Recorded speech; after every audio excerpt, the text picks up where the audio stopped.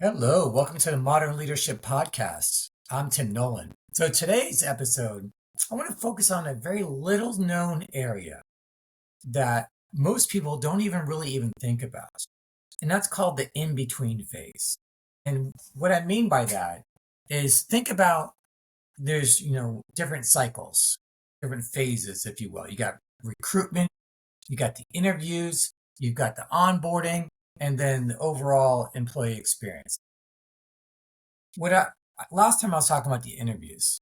And so think about this. Let's say a candidate has a really good interview and they're excited.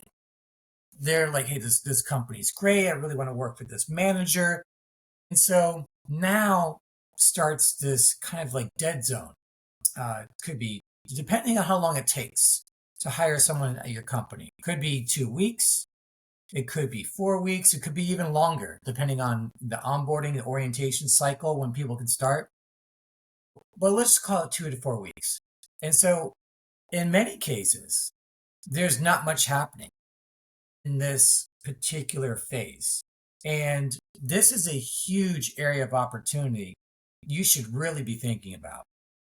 And so, I want to go over a couple of opportunities for you to consider today. And one of them, is looking at first of all, you want to check with your HR team to make sure, hey, what's a policy and procedure regarding these folks? Now, when we think about this, is these are individuals that you have selected. You're like, I want to hire this person. So in many cases, a conditional offer is made to them. Like, hey, Tim, we want to offer you this job. It's contingent on several things. So it's contingent on,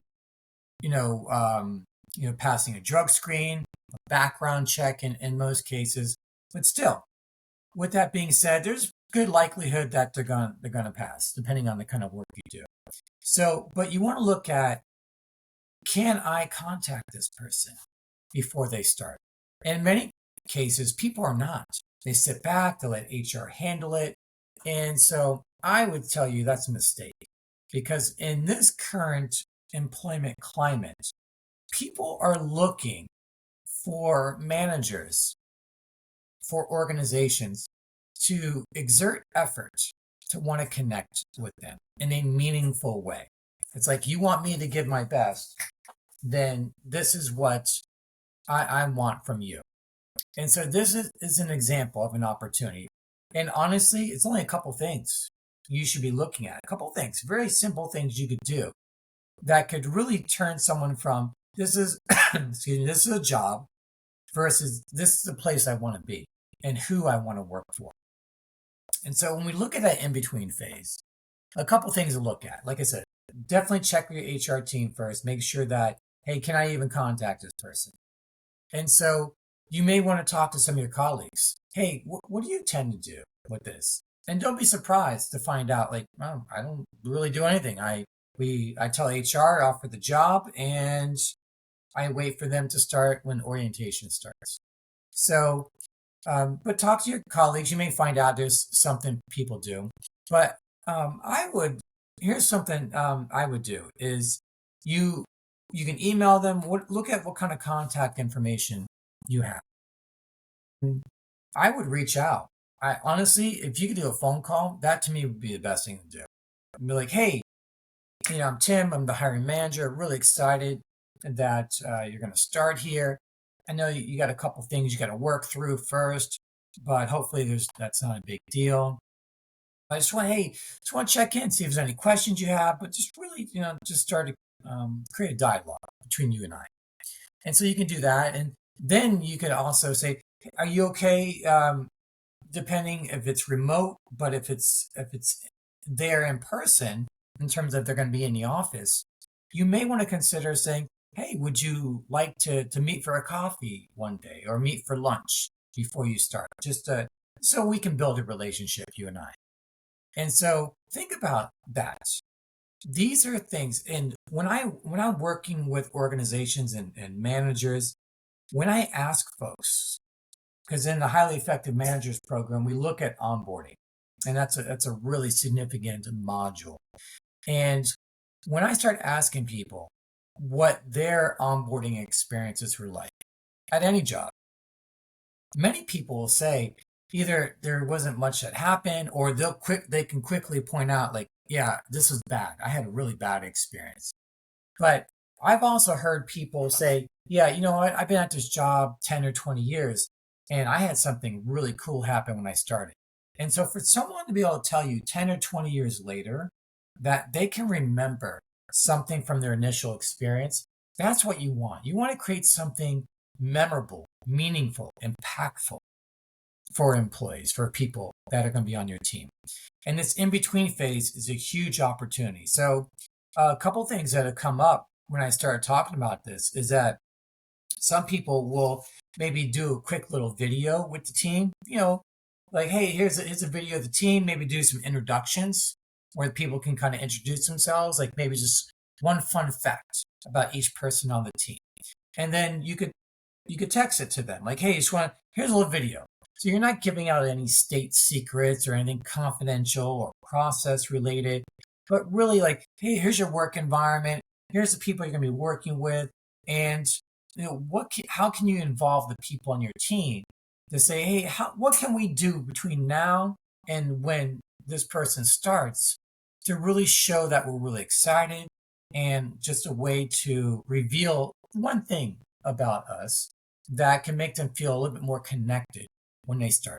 Or let's say that you identify a mentor for them, which is a really cool thing to do. So when they start, they're like, I already got someone that is my mentor. So like, cool. Then I'm looking, where's Tim? I want to meet Tim. And maybe there's a separate video you could send like, hey, I'm Tim. I'm going to be your mentor. A couple things about me.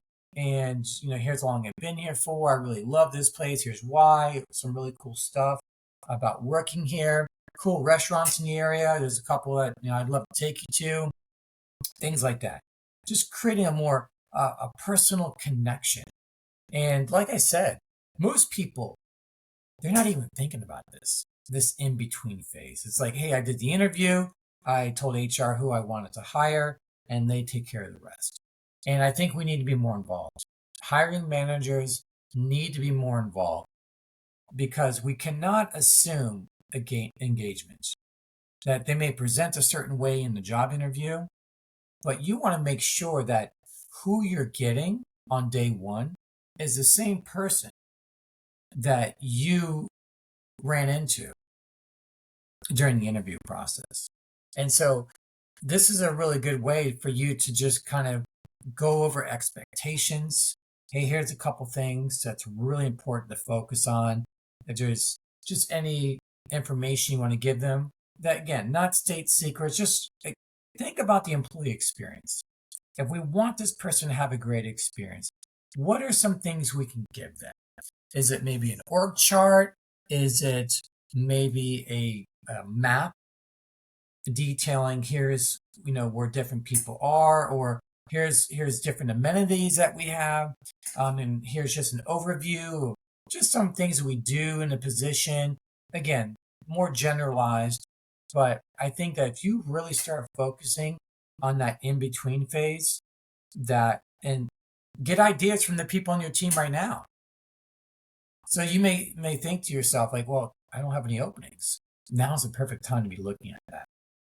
I would bring your team together and saying, hey team, I was thinking about this in-between phase and I want to get your thoughts. Like, what was it like for you? What was your experience like when you first started here?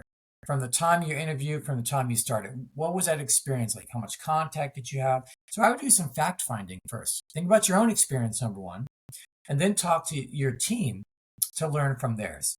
And then ask them, hey, what do you think could have been done differently? Knowing what you know now, what would have been cool that if something were to happen in that in-between phase? And so see what kind of ideas come up. That'd be really cool. And this becomes a really good conversation to look at. Like, okay, how can we take this information and apply it to the next time we do have an opening? And then how can we be more involved as a team? That's one of the things you want to look at, is how do we drive the team? How do we drive team participation? Team participation.